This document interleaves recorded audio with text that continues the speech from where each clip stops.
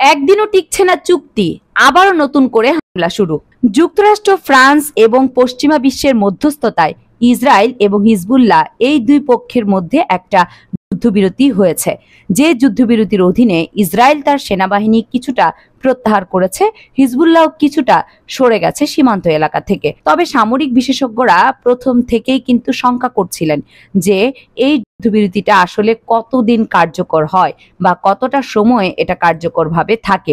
শঙ্কা ছিল যে দুই পক্ষই নিজেকে রিলোড করার জন্য বা নিজের সামরিক শক্তি কিছুটা বৃদ্ধি করার জন্য এবং পরিকল্পিত আক্রমণের জন্য কিছুটা সময় চাচ্ছিল, যার জন্যই যুদ্ধবিরতিতে ইসরায়েল ও হিজবুল্লাহ সম্মতি দিয়েছে।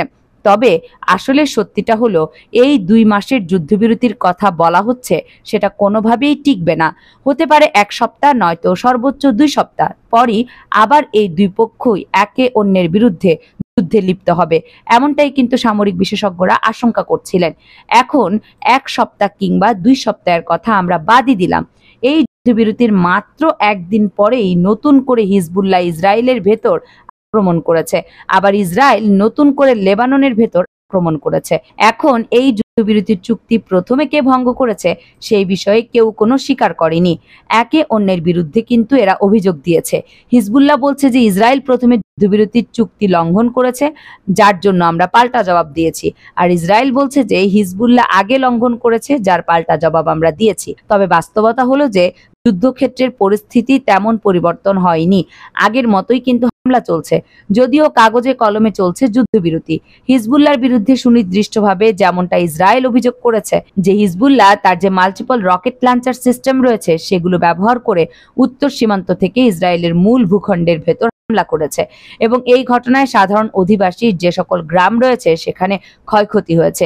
ইসরায়েল এমনটাই দাবি করেছে এবং এর পাল্টা পদক্ষেপ হিসেবে যে রকেট লঞ্চার সিস্টেম দিয়ে আক্রমণ করেছিল হিজবুল্লাহ সেটাকে উড়িয়ে দিয়েছে, এমনটার ভিডিও ফুটেজও কিন্তু প্রকাশ করেছে ইসরায়েল।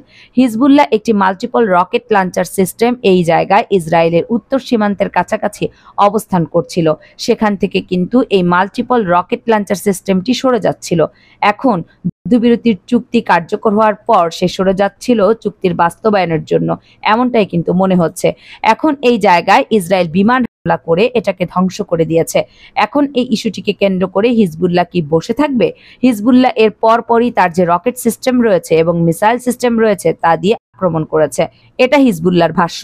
তবে এই জায়গায় ইসরায়েল বলছে যে মাল্টিপল রকেট লঞ্চার সিস্টেম ব্যবহার করে আগে হামলা করেছে, তারপর আমরা এটাকে ভূপাতিত করেছি বা ধ্বংস করে দিয়েছি। যুদ্ধের একেবারে প্রথম দিক থেকে ইসরায়েলের যেমনটা ওভার কনফিডেন্স ছিল তারা হিজবুল্লাহর বিরুদ্ধে বড় কিছু করে ফেলবে বা হিজবুল্লাহকে নিঃশেষ করে দিবে, বাস্তবতা যে কতটা কঠিন এখন কিন্তু তারা হাড়ে হাড়ে টের পাচ্ছে।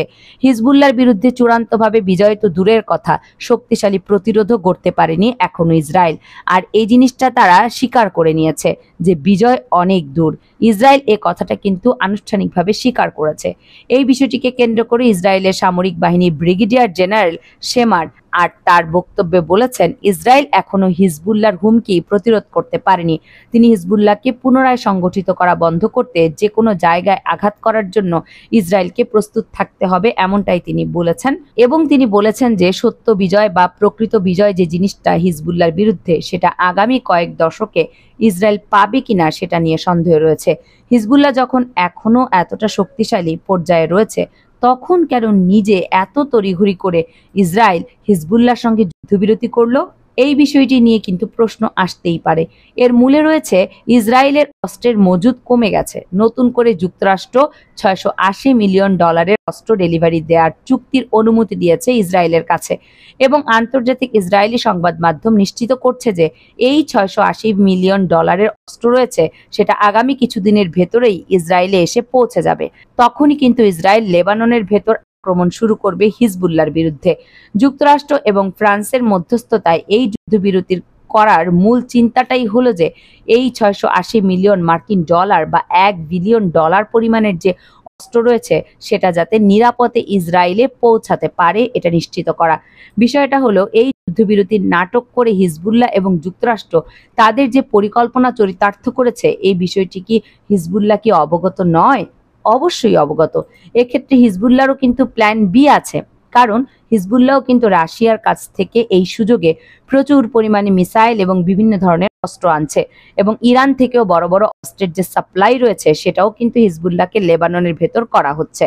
সুতরাং দুই পক্ষই একটা ব্যাপক প্রস্তুতি নিচ্ছে যে কথিত এই 60 দিনের যুদ্ধবিরতি যে কোনো মুহূর্তে শেষ করে শক্তিশালী যুদ্ধে আবার লিপ্ত হওয়ার জন্য। বলতে পারেন এটা অনেকটা রিলোডের অংশ। সার্বিক এই প্রেক্ষাপটকে কেন্দ্র করে রাশিয়ার গোয়েন্দা সংস্থার পক্ষ থেকে মিস্টার পুতিন নিজে বক্তব্য দিয়ে নতুন যে তথ্য দিয়েছে সেটা শুনলে আপনি চমকে যাবেন। যুক্তরাষ্ট্র অন্য দেশে আক্রমণ করার জন্য একটা কিন্তু নিজস্ব নতুন স্ট্র্যাটেজি বা কৌশল তৈরি করে, সেটা বাস্তবায়ন করে তারা অন্যের উপর চাপিয়ে দেয়। যেমনটা তারা টুইন টাওয়ারকে কেন্দ্র করে আফগানিস্তান এবং ইরাকে আক্রমণ করেছিল। আর এইবার কিন্তু যুক্তরাষ্ট্রের গোয়েন্দা সংস্থা নিজেরাই পরিকল্পনা করছে নবনির্বাচিত প্রেসিডেন্ট ডোনাল্ড ট্রাম্পকে নিজেদের মাধ্যমে হামলা করে তার জীবনহানি করে সেটা চাপিয়ে দেবে ইরানের উপর। আর একেই কেন্দ্র করে কিন্তু বড় ধরনের যুদ্ধ করবে। কোনো ধরনের রাগ ঢাক না রেখে এই বিষয়টিকে কেন্দ্র করে রাশিয়ান প্রেসিডেন্ট মিস্টার পুতিন তার বক্তব্যে বলেন, আমার মতে ট্রাম্প এখন নিরাপদে নেই। পুতিন বলেছেন, দুর্ভাগ্যবশত যুক্তরাষ্ট্রের ইতিহাসে বিভিন্ন ঘটনা ঘটেছে। আমি মনে করি তিনি ট্রাম্প বুদ্ধিমান এবং আমি আশা করি তিনি সতর্ক থাকবেন এবং এটি বুঝতে পারবেন। অলরেডি কিন্তু মার্কিন গোয়েন্দা সংস্থা CIA এবং যারা অন্যান্য গোয়েন্দা সংস্থা রয়েছে এমন বক্তব্য দিচ্ছেন যে ডোনাল্ড ট্রাম্পের উপর হামলা হতে পারে এবং এই ঘটনাকে কেন্দ্র করে বোমা হামলার পরিকল্পনার অভিযোগে তারা একজনকে গ্রেপ্তারও করেছেন, যার সঙ্গে সংশ্লিষ্টতা রয়েছে ইরানের, তারা এমনটাও দাবি করেছে। বিষয়গুলো যে পুরো গেম সেটা আমাদের বুঝতে হবে। যুক্তরাষ্ট্রের ভেতর একজন প্রেসিডেন্ট ঠিকই রয়েছেন, তবে প্রেসিডেন্ট সকল পরিকল্পনা করেন না। এখানে মূল পরিকল্পনা হলো প্যান্টাগনই হলো যুক্তরাষ্ট্রের মূল শক্তির উৎস। আর প্যান্টাগন যেমনটা পরিকল্পনা করে তার বাইরে যাওয়ার প্রেসিডেন্টেরও সুযোগ নেই।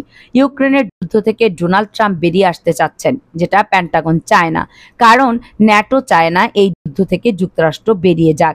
যার ইস্যুকে কেন্দ্র করেই কিন্তু ডোনাল্ড ট্রাম্পকে ক্ষমতাচ্যুত করার বিষয়টা প্যান্টাগন খুবই আগ্রহী এবং তারা চায় না ডোনাল্ড ট্রাম্প ক্ষমতা নিয়ে প্যান্টাগনের 1 লক্ষ কর্মচারীদের তারা ফায়ার করুক, যে ঘোষণা অলরেডি কিন্তু ডোনাল্ড ট্রাম্প দিয়েছেন যে 1 লক্ষ প্যান্টাগনের কর্মচারী তিনি কিন্তু চাকরিচ্যুত করবেন। যে ইস্যুটিকে কেন্দ্র করে প্যান্টাগনের কর্মকর্তারাই এখন ডোনাল্ড ট্রাম্পের বিরুদ্ধে ষড়যন্ত্র করছে এবং বড় ধরনের দুর্ঘটনা ঘটিয়ে ইরানের বিরুদ্ধে তারা চাপিয়ে দিতে চাচ্ছেন, যাতে করে এই যুদ্ধের ইস্যুটা বৈশ্বিকভাবে ন্যাটো এবং যুক্তরাষ্ট্রের মানুষের মনে একটা প্রভাব ফেলে এবং যুদ্ধটা আরও দীর্ঘস্থায়ী হয়। বর্তমানে আমরা একটি জটিল সময়ের মধ্য দিয়ে যাচ্ছি এবং এখন এই পরিস্থিতিতে কখন কি হয় সেটা বলা যায় না।